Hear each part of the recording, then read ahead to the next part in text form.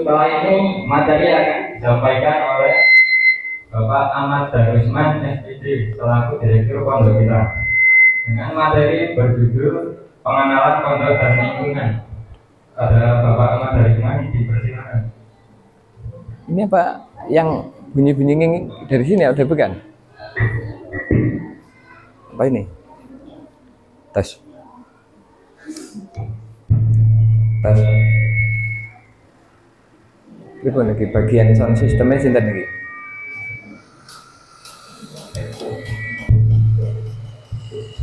Tes. Ya, coba bagian sound system di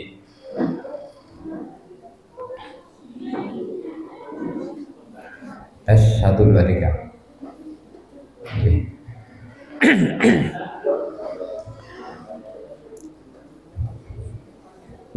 Baik, sudah. Yeah.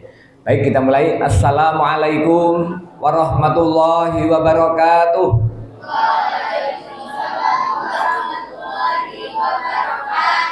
Baik, menjawab salamnya disempurnakan. Ya, jadi kalau menjawab salam assalamualaikum warahmatullahi wabarakatuh, jawabnya waalaikumsalam warahmatullahi wabarakatuh. Bukan waalaikumsalam, ya, diwasolkan. Wasol itu lanjut. Waalaikumsalam warahmatullahi wabarakatuh. Gitu ya, dibetulkan. Baik, saya ulangi. Assalamualaikum warahmatullahi wabarakatuh.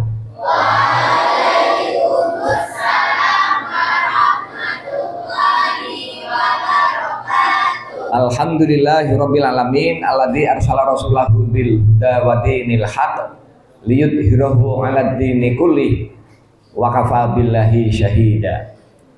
Subhanaka la ilma lana illa ma 'allamtana innaka antal alimul hakim. Allahumma shalli ala sayidina Muhammadin wa ala alihi wa ashabi ajma'in, amma ba'd. Seluruh santri kelas 7 sampai dengan kelas 12 yang saya cintai dan yang saya banggakan, di bagian awal tentu saya perlu mengenalkan kepada santri-santri yang baru. Mana santri yang baru? Coba santri yang baru tunjuk jari. 1, 2, 3, 4, 5, 6, 7, 8, 9, 10, 11. 11 ya. Baik. Santri lamanya coba tunjuk jari. Santri lama. Santri lama semua.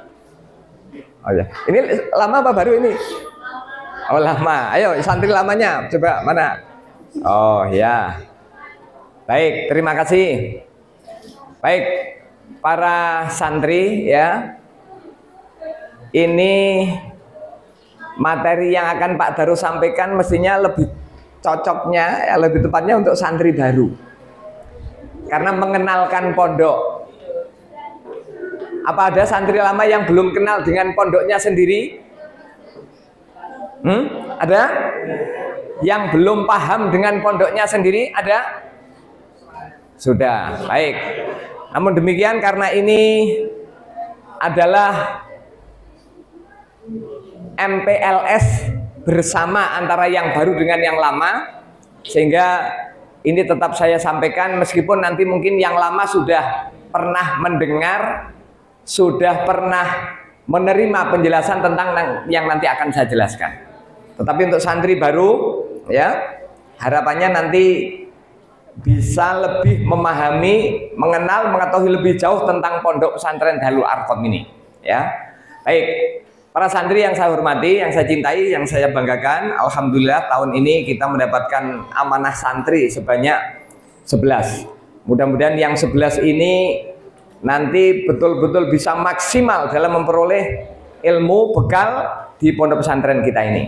Coba dari 11 ini yang dari SD Muhammadiyah Bayan mana? Tunjuk jari. 1, 2, 3, 4. Oh ya, yang dari SD Muhammadiyah Kutoarjo ada? 1. Yang baru. Coba yang dari SD Muhammadiyah Kutoarjo hanya 1. Ya, dari SD Muhammadiyah Kemiri ada? Purwodadi? SD Muhammadiyah Purwodadi? Satu. Dari mana? Purwodadi. Dari mana? Oh, dari Agle. Yang dari SD negeri, coba tunjuk jari. Yang baru SD negeri. 1, 2, 3, 4, 5. Baik. Terima kasih. Berarti dari sekian, dari 11 itu, dari SD Muhammadiyah Mbayan 4, dari SD Muhammadiyah Kutarjo 1. Berarti 5. Berarti yang 6 dari SD negeri. Baik. Para santri yang saya cintai, yang saya banggakan, saya ingin mengenalkan tentang pondok kita kepada santri yang baru. Kepada santri yang lama, harapan saya meskipun sudah kenal, tapi menghormati santri baru yang belum kenal. Siap ya? Baik. Bagaimana cara menghormatinya? Bagaimana?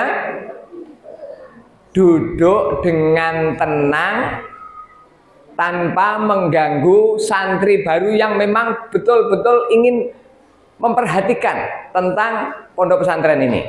Sebab nanti kalau saya menjelaskan kepada santri baru tapi yang santri lama ngobrol sendiri, main sendiri, ini bisa mengganggu santri yang baru. Baik, para santri ya. Yang pertama tentang nama pondok. Ya, tadi sudah berulang-ulang. Pondok Pesantren Darul Arqam, jawabnya Jaya, Jaya, Jaya, gitu ya. Baik, Pak Darus punya yel-yel beda. Nah, nanti diikuti. Nah, yel-yel ini untuk semuanya, bukan hanya untuk yang baru ya. Nanti kalau Pak Darus tanya siapa kita, jawabnya santri Pondok Pesantren Darul Arqam. Siapa kita? Santri Pondok Pesantren Darul Arqam. Ya. Kalau Pak Darus tanya di mana kita, jawabnya Perguruan Muhammadiyah Bayan. Di mana kita? Perguruan Muhammadiyah Bayan. Baik. Kalau Pak Darus tanya untuk apa kita, jawabnya menuntut ilmu dunia akhirat. Untuk apa kita?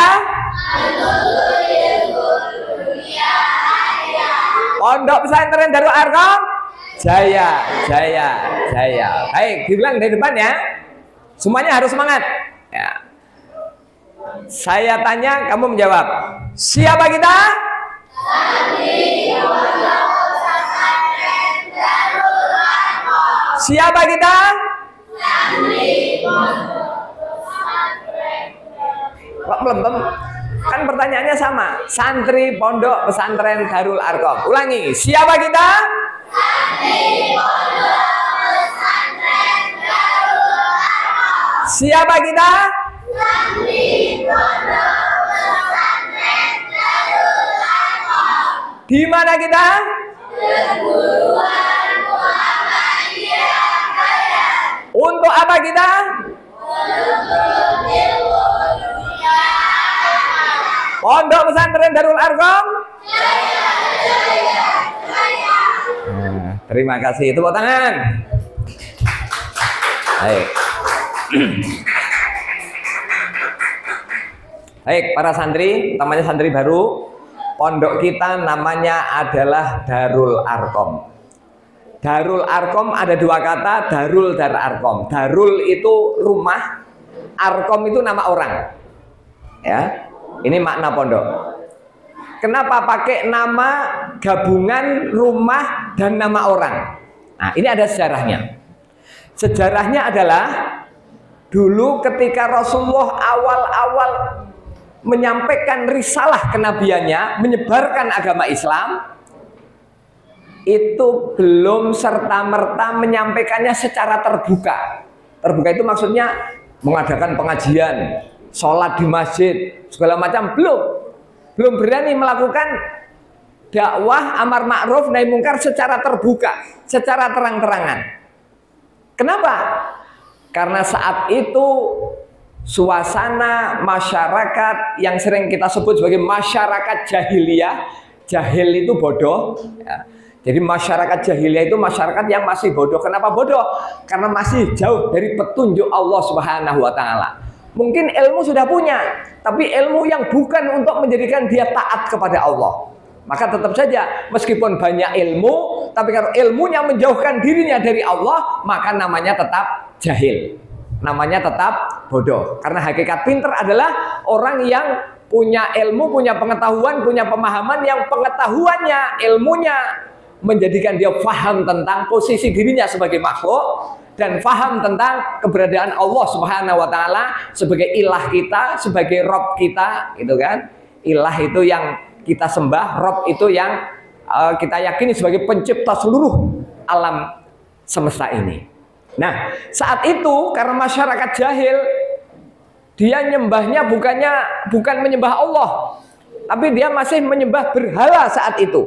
Maka kalau sekarang di sana ada Ka'bah, namanya tempat kiblat kita, mungkin para santri sudah ada yang pernah sampai ke sana, itu di Ka'bah itu dipasang patung-patung. Yang patung itulah yang disembah, bukan menyembah Ka'bah, bukan menyembah Allah yang simbolnya Ka'bah, tapi dia menyembah patung-patung yang ada di Ka'bah itu. Nah, sehingga ketika ayat pertama turun, wahyu pertama turun, surat apa? Yang pertama turun? Ayo, siapa bisa? Surat apa yang pertama turun? Surat Al-Alaq. Berapa ayat? Yang turun pertama berapa ayat? 5 ayat. Coba yang hafal surat Al-Alaq, santri baru. Ada yang hafal surat Al-Alaq? Hafalah dari SD Muhammadiyah Bayan. Surat Al-Alaq. A'udzubillahi minasyaitonirrajim. Ayo, Mbak. Surat Al-Alaq. A'udzubillahi minasyaitonirrajim. Bismillahirrahmanirrahim. Iqra bismi rabbikal ladzi khalaq, khalaqal insana min 'alaq. Iqra wa rabbukal akram, alladzi 'allama bil qalam, 'allamal insana ma lam ya'lam. Ya, sampai situ kan? Awal surat yang diwahyukan kepada Rasulullah adalah surat Al-Alaq ayat 1 sampai 5. Perintah apa isinya? Perintah apa? Membaca. Maknanya adalah perintah Allah kepada kita supaya belajar. Belajar itu membaca buku, membaca kitab, membaca tulisan, dan juga membaca ayat-ayat kauniyah. Ayat kauniyah itu Al-Quran, ayat kauniyah alam semesta yang diciptakan Allah ini. Ayat pertama saja perintahnya adalah perintah menuntut ilmu. Nah, maka ini menjadi bagian penting karena saat itu masyarakatnya masih jahiliyah. Nah, kembali ke tadi, kenapa diberi nama Darul Arqam? Karena tempat itu, rumah itu adalah rumah milik sahabat Rasulullah yang bernama Arqam. Dan tempat itu dipilih oleh Rasulullah untuk membina kader-kader awal, membina orang-orang awal yang langsung mempercayai wahyu yang diturunkan kepada Rasulullah Shallallahu Alaihi Wasallam. Karena kalau Rasulullah tiba-tiba mengaku saya dapat wahyu, bunyinya adalah Iqra bismi rabbikal ladzi khalaq, khalaqal insana min 'alaq dan seterusnya, belum tentu mereka percaya, karena mereka yang dipercaya bukan Allah, yang dipercaya adalah berhala-berhala. Nah, maka Rasulullah khawatir kalau itu disampaikan secara langsung, secara terbuka kepada masyarakat saat itu, masyarakat jahiliyah, khawatir mereka menolak, khawatir mereka malah kemudian memusuhi, khawatir malah mereka kemudian mengancam, khawatir malah mereka kemudian membunuhnya. Dan itu betul-betul terjadi. Maksudnya terjadi mereka mengancam akan membunuh Rasulullah, kan itu sudah ada kisahnya tersendiri. Ya, nah kembali ke rumah Arqam tadi, rumah itu digunakan untuk membina kader-kader Islam yang awal. Generasi awal Islam namanya apa? As-sabiqu nal awalun. As-sabiqu nal awalun. Generasi awal yang memeluk agama Islam. Nah, as-sabiqu nal awalun awalnya hanya sekitar 5 orang. Nah, awalnya tentu yang pertama adalah istrinya. Siapa istrinya namanya? Istri yang pertama Rasulullah namanya siapa?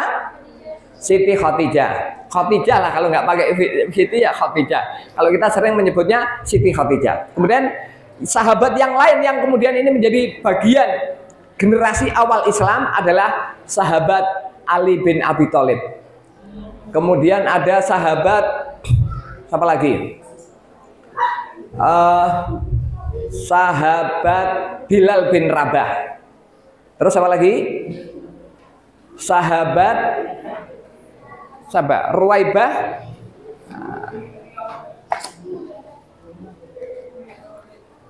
Ali bin Abi Thalib, Abu Bakar As-Siddiq, ya, 5 orang itu.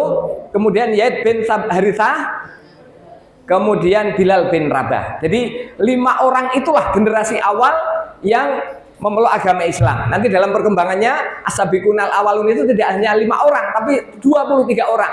Nanti ada sahabat Umar, ada sahabat-sahabat yang lain yang kemudian juga memeluk Islam. Nah, para santri, ini terutama yang baru, ya, rumah Arkom sahabat Nabi itu dijadikan sebagai tempat untuk membina, menggembleng, mengkader agar menjadi kader yang unggul, menjadi kader yang nanti siap membersamai Rasul untuk berdakwah. Nah, dari 5 orang itu kemudian berkembang menjadi 23 orang, berkembang menjadi orang makin banyak di wilayah Arab, semakin banyak yang masuk Islam, maka kemudian semakin kuat posisi Islam. Meskipun pada sejarahnya memang tidak serta-merta semuanya bisa menerima. Setelah mereka orang-orang jahiliyah itu tahu bahwa Rasulullah mendakwahkan Islam secara sembunyi-sembunyi, maka kemudian dalam kisahnya Rasulullah itu diancam mau dibunuh. Maka kemudian Allah memerintahkan untuk berhijrah, hijrah ke Madinah. Tapi ini kita tidak akan menceritakan sejarah tentang itu. Tapi yang jelas bahwa ini menjadi bagian yang kemudian oleh Muhammadiyah dijadikan sebagai nama pondok pesantren. Tidak hanya di Purworejo ini, di Patean itu Kendal itu ada pondok pesantren Darul Arkom. Kemudian di Jawa Barat juga ada pondok pesantren Darul Arkom. Di banyak tempat itu banyak yang menggunakan nama pondoknya di Muhammadiyah ini dengan nama Pondok Pesantren Darul Arkom. Apa harapannya? Harapannya kader-kader yang dibina itu punya militansi, punya semangat, punya kekuatan, punya giroh. Giroh itu semangat juang, seperti semangatnya para sahabat yang dibina oleh Rasulullah. Nah, sehingga ini kamu sudah pas ini sebagai kader dakwah, ya, sebagai kader yang besok akan meneruskan perjuangan dakwah, maka mondoknya di Pondok Pesantren Darul Arkom. Nah, selanjutnya juga kita perlu mondok? Apa kira-kira? Nanti mungkin jawabannya beda-beda. Nah, ini juga dari yang dari negeri dulu. Ya, kamu namanya siapa? Hanif, ya. Mas Hanif dari mana? Agle, ya. Mondok ke sini kehendak sendiri atau diperintah orang tua? Ya, perintah orang tua. Tahu tujuan orang tua memerintah mondok? Tahu apa tujuannya? Oh, tidak tahu. Kamu tahu tujuannya mondok? Tidak tahu. Ya, ini yang kemarin sudah mondok sebelum masuk pondok. Ya, apa tujuannya? Biar jadi anak soleh. Ah, betul. Jadi kira-kira apa tujuan orang tua memondokkan kamu? Apa, Mbak? Kamu boleh beda jawabannya. Biar aku mandiri. Oh, biar melatih mandiri. Selain melatih mandiri? Ya, disuruh jadi orang soleh. Ah, anak solehat, betul. Mungkin punya jawaban lain kamu, ya? Oh, enggak tahu. Kamu apa? Untuk apa mondok? Orang tua. Tapi punya harapan, orang tua apa harapannya?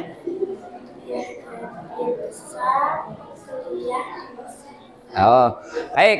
Jadi para santri, mengapa di pondok pesantren? Padahal banyak sekolah-sekolah yang umum, ya, SMP negeri, SMP swasta dan lain sebagainya. Kenapa pondok pesantren? Karena di pondok pesantren inilah nanti diharapkan akan lahir kader-kader yang bisa meneruskan dakwah amar ma'ruf nahi mungkar. Di masa berakhirnya apa namanya akhir hayat Rasulullah, itu Allah sudah tidak akan menurunkan nabi lagi. Kalau dulu ya Nabi Adam dan seterusnya itu masih ada nabi yang mendakwahkan Islam kepada umatnya. Nabi Nuh misalkan. Nabi Nuh itu usianya 950 tahun. Ada sekarang orang yang umurnya sampai 950 tahun, anten-anten? Buatan. 95 tahun saja sudah jarang. Tapi Nabi Nuh usianya 950 tahun. Dan itu tugasnya dakwah. Mendapat berapa umat yang kemudian mau mengikuti jejak Nabi Nuh? Berapa? Hanya dapat 80 orang. Coba, 950 tahun hanya bisa mendakwai 80 orang yang akhirnya dia mau naik kapalnya Nabi Nuh yang saat itu banjir bandang itu. Kemudian dia selamat yang 80 orang itu. Jadi dakwahnya 950 tahun hanya menghasilkan 80 orang, 80 santri begitu.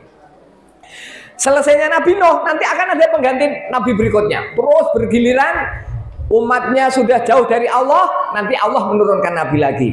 Nanti Nabi itu berdakwah, umatnya jauh dari Allah, setelah ditinggal Nabi, Allah menurunkan Nabi lagi.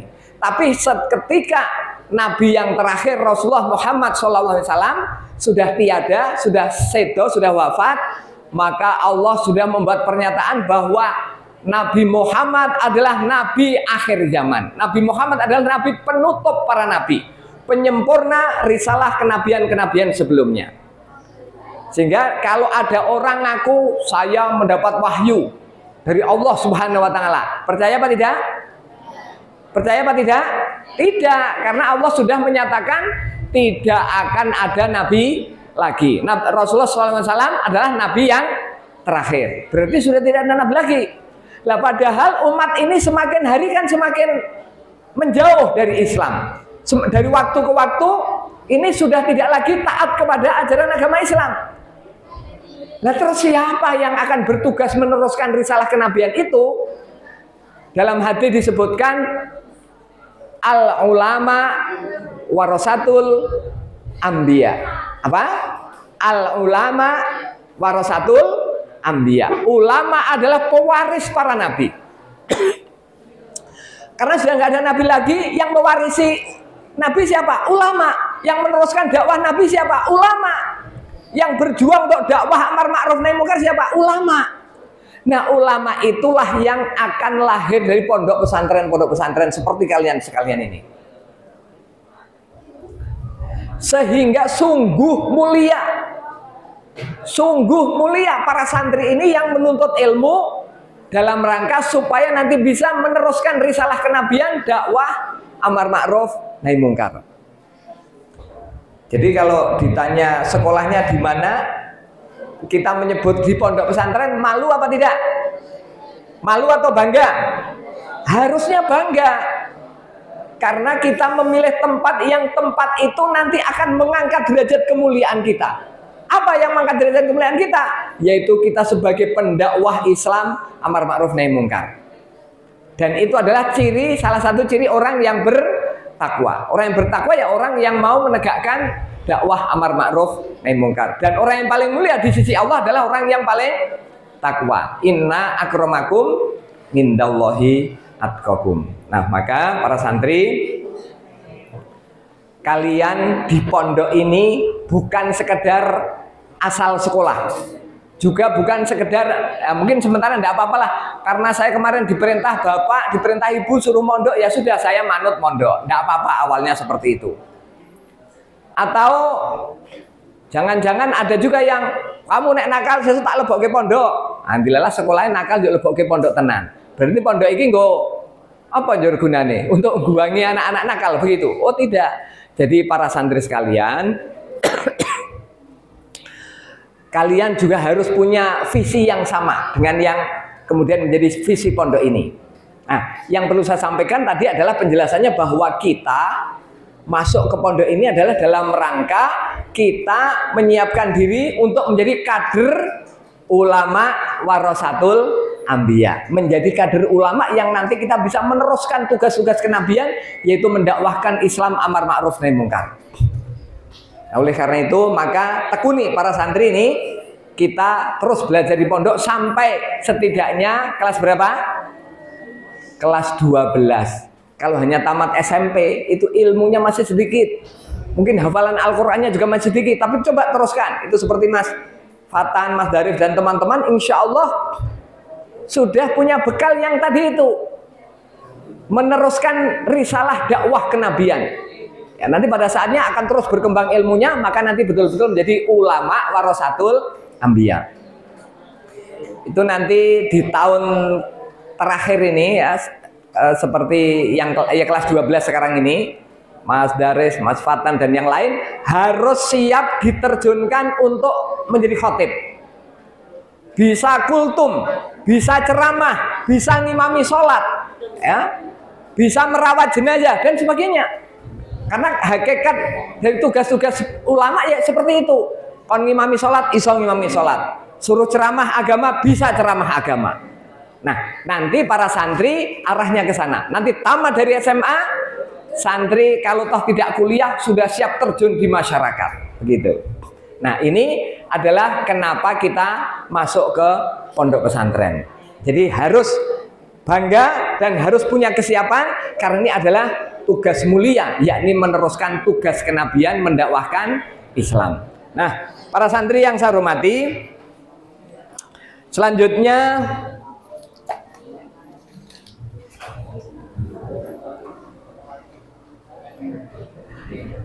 mengapa kita harus mondok ya?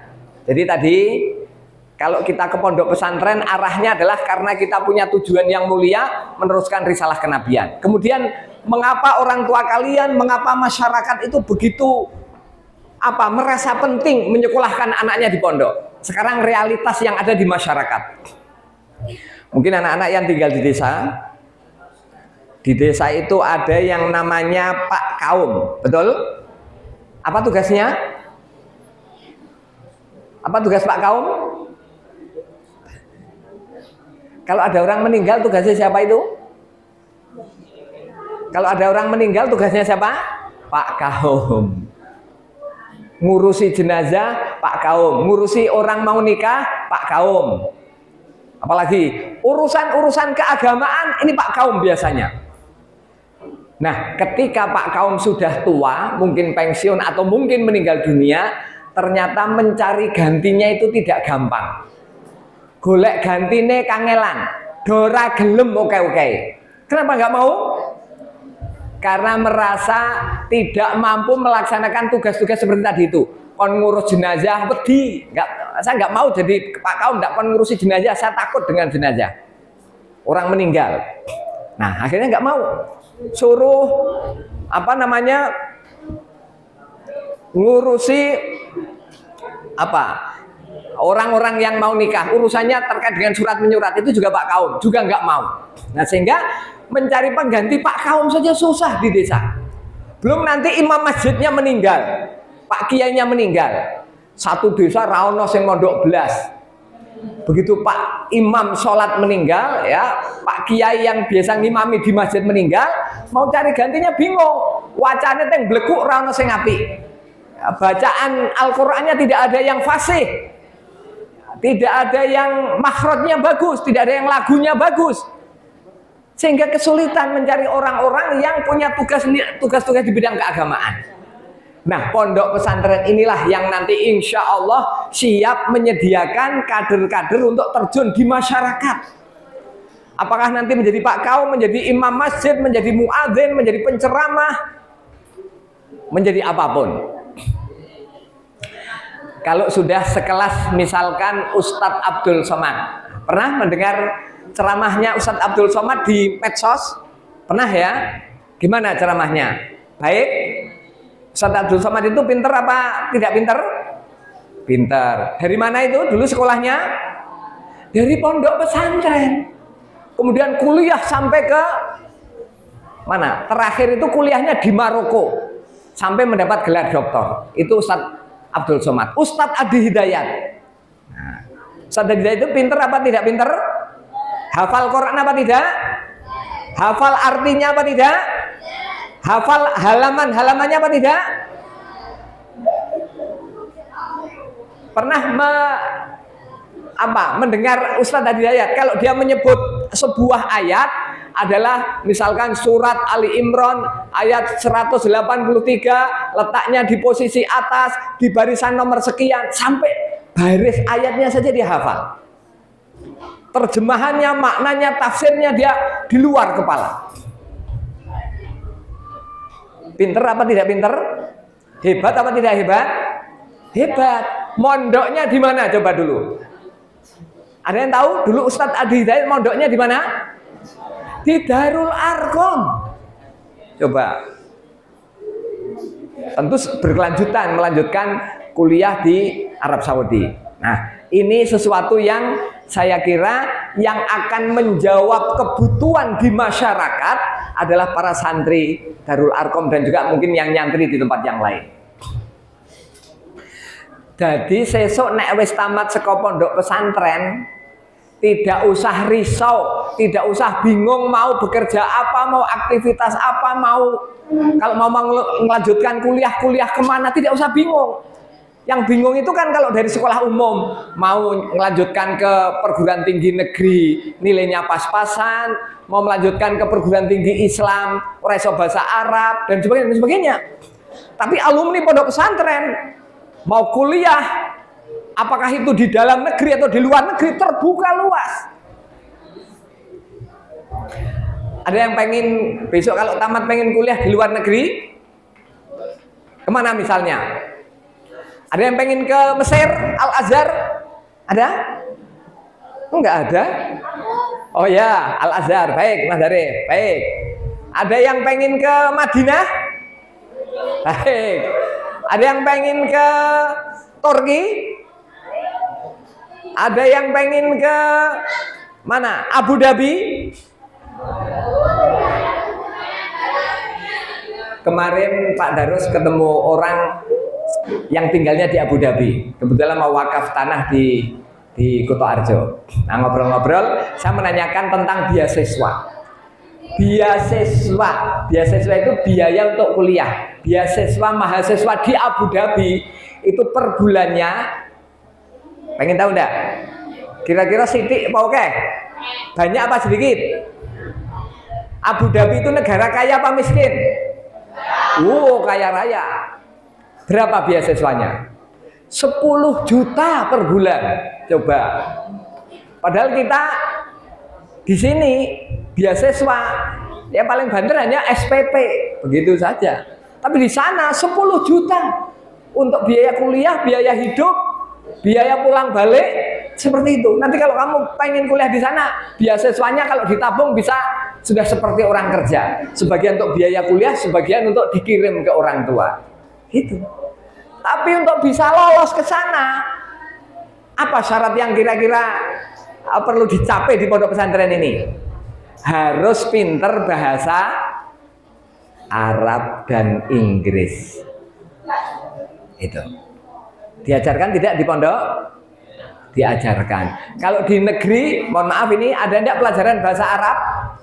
Tidak. Sehingga kalau mau bersaing alumni pondok pesantren dengan alumni sekolah reguler negeri atau swasta yang lain, tentu akan lebih hebat yang dari pondok pesantren. Dari pondok pesantren kalau pinter mau ke UGM bisa, mau ke UI bisa, mau ke Undip, UNS, ITS, Brawijaya dan sebagainya bisa. Kalau ilmunya memang mumpuni, ilmu umumnya pinter, agamanya pinter, di dalam negeri mau kuliah ke perguruan tinggi negeri tidak sulit. Mau ke luar negeri banyak yang bisa menampung. Di perguruan tinggi yang di Mesir itu yang sangat terkenal Al-Azhar. Kemudian Universitas Islam Madinah, Universitas Ummul Qura di Mekah. Coba kamu bisa kuliah di Madinah, bisa sering-sering umroh, bisa haji. Itu kan? Kuliah di Mekah, di Ummul Qura namanya. Ini harus hafalan Al-Qur'annya bagus, keilmuan agamanya bagus, lolos nanti di sana. Perguruan tingginya di kota Mekah. Kota Mekah tempat orang beribadah haji dan umroh, dekat dengan sana. Dengan beasiswa ditanggung oleh Arab Saudi. Untuk biaya hidup cukup, tinggal di asrama, makan minum sudah dipenuhi, sisanya masih bisa untuk pulang, dibawa pulang karena tiket pulang pergi itu sudah dijamin. kalau kuliah di luar negeri, mau di Mesir, mau di Maroko, mau di Abu Dhabi, mau di Qatar, mau di Madinah, mau di mana, asal bekal ilmunya mumpuni, cukup, insya Allah bisa ke sana. Nah itulah maka kenapa kita mondok. Mau kuliah bisa, mau kerja juga bisa. Alah, saya tidak mau kuliah, saya mau tinggal di desa saja karena tempat saya nggak ada kiainya, tempat saya masjidnya kosong. Ya, kemarin Pak Darus baru saja dari desa Wonoenggal. Ada yang rumahnya Wonoenggal? Ada yang tahu desa Wonoenggal? Di mana? Gerabak sana. Di Wonoenggal itu, ini bukan mengatakan kejelekannya, tapi ini realitas yang kita perlu harus prihatin. Di desa Wonoenggal hanya masjid, yang masjid itu yang sholat berjamaahnya hanya beberapa gelintir orang.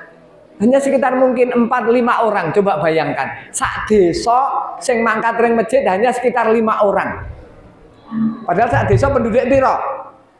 Ratusan, mungkin bisa jadi ribuan. Atau setidak-tidaknya ya sekitar 500-an lah penduduknya. Nah kok sing mangkat ring masjid ning 5? Coba. Ora tahu pengajian mungkin juga minim sekali. Kalau ada pengajian nggak pada mau berangkat. Nah, kalau kamu kemudian punya rasa prihatin terhadap lingkungan desa tempat kamu tinggal, misalkan kamu lalu berpikir, besok saya tidak mau kuliah saja, pokoknya sepulang mondok saya akan ngorep-ngorep, saya akan menghidupkan, memakmurkan masjid saya mau jadi muadzin, saya mau jadi imam, saya mau ceramah dan sebagainya. Itu saya kira hal yang sangat mulia. Apalagi punya cita-cita, saya akan mendirikan pondok pesantren. Nah, misalkan begitu, bagus itu. Jadi memang tidak harus melanjutkan kuliah. Tapi kalau kuliah, punya kesiapan ilmunya untuk melanjutkan kuliah di mana saja dengan sekolah di pondok pesantren Darul Arkom ini. Dan itu sudah banyak buktinya, ya, supaya kalian nanti juga tertarik. Kurang berapa menit? Ya. Baik, yang terakhir tentang lingkungan, ya. Lingkungan ini lingkungan di Muhammadiyah, ya, lingkungan Muhammadiyah. Jadi kita ini berada di struktur di atasnya paling bawah. Muhammadiyah itu struktur paling bawah namanya ranting. Nah kita ini berada di cabang Muhammadiyah Bayan. Nanti di atas cabang ada daerah, pimpinan daerah Muhammadiyah Kabupaten Purworejo. Di atas kabupaten pimpinan wilayah Muhammadiyah Jawa Tengah. Di atas wilayah pimpinan pusat Muhammadiyah yang kantornya ada di Jakarta, juga ada di Yogyakarta. Jadi ini Muhammadiyah secara berjenjang, ya, saya ulangi urutannya.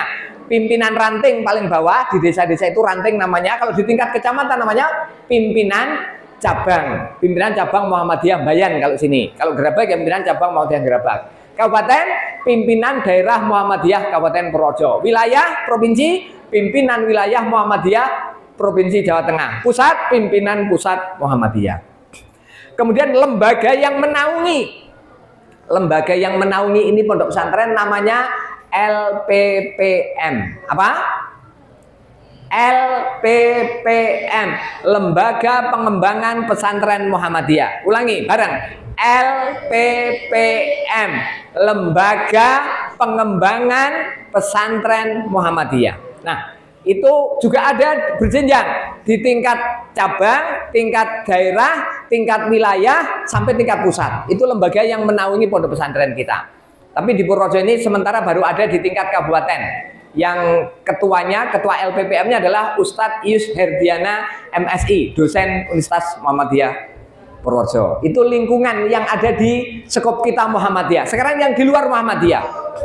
Di luar Muhammadiyah tentu kita, karena kita juga kecuali pondok kan juga sekolah, ya, maka struktur organisasi yang menaungi kita tapi milik pemerintah itu adalah namanya apa?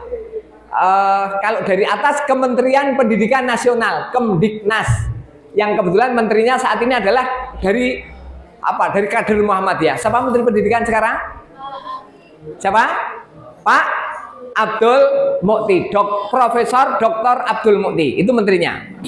Kemudian nanti ada kementerian, kalau itu pusat Kementerian Pendidikan Nasional. Kalau di tingkat wilayah provinsi namanya Dinas Pendidikan Wilayah Jawa Tengah.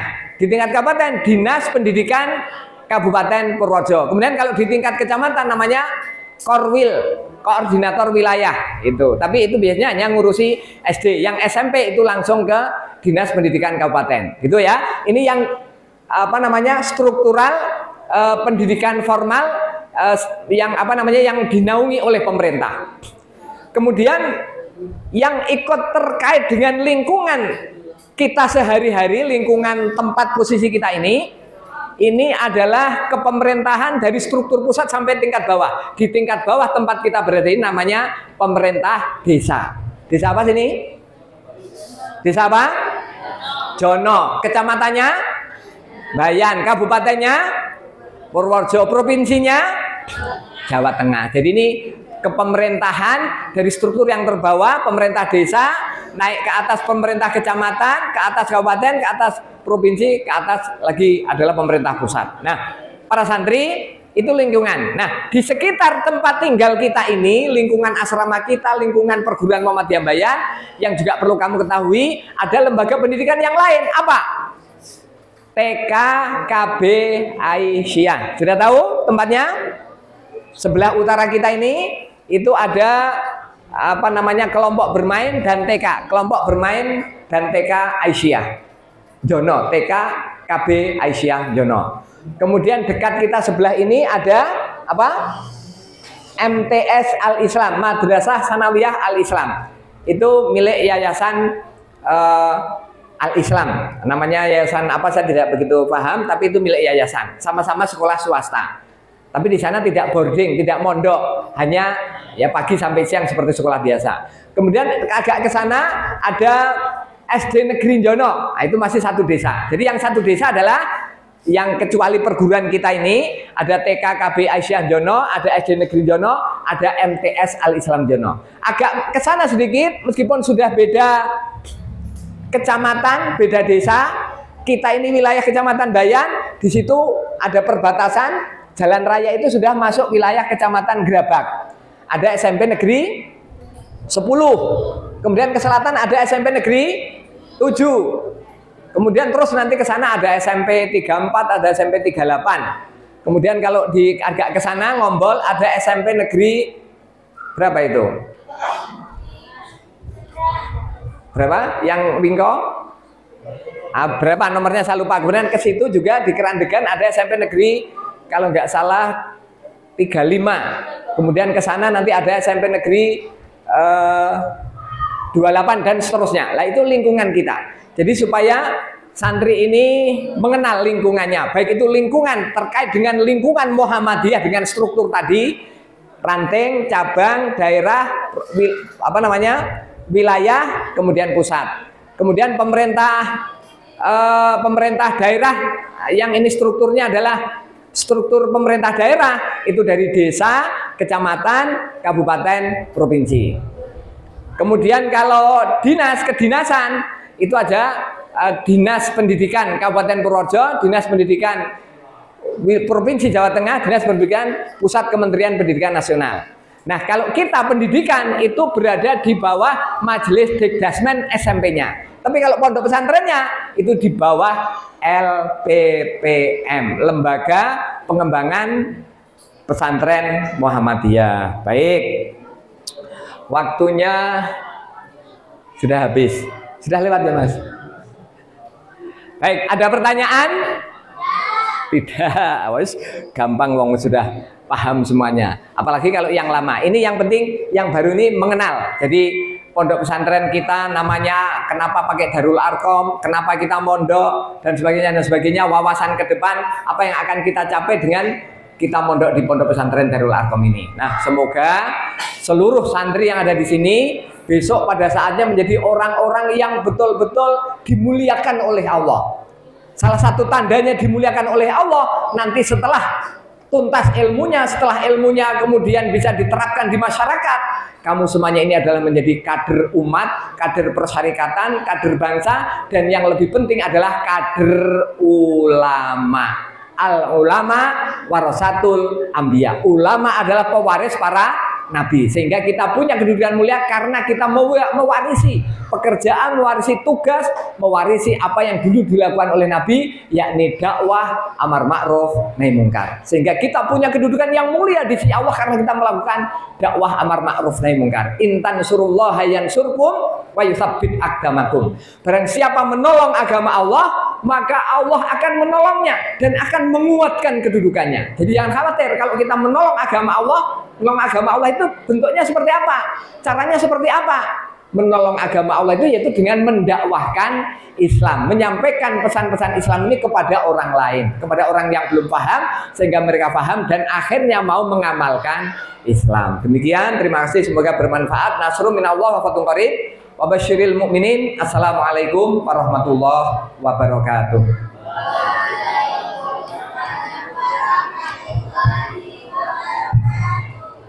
Baik, terima kasih kepada Bapak Darusman atas materi yang telah disampaikan. Semoga kita bisa mengamalkannya pada kehidupan kita. Baik, sebelum itu siapa kita? Santri Ulangi. Ulangi, yuk. Siapa kita? Santri Di mana kita? Perguruan Muhammadiyah Bayar. Untuk apa gitu? Untuk apa kita?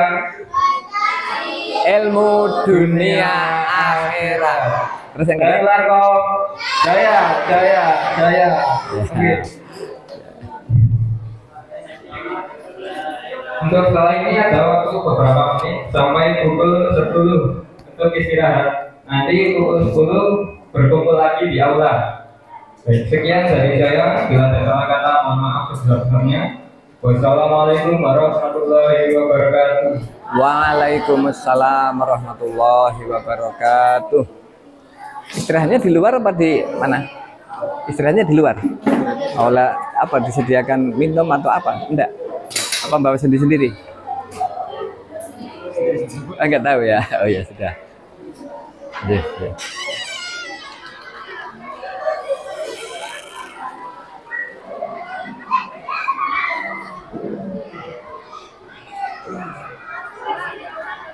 Assalamualaikum.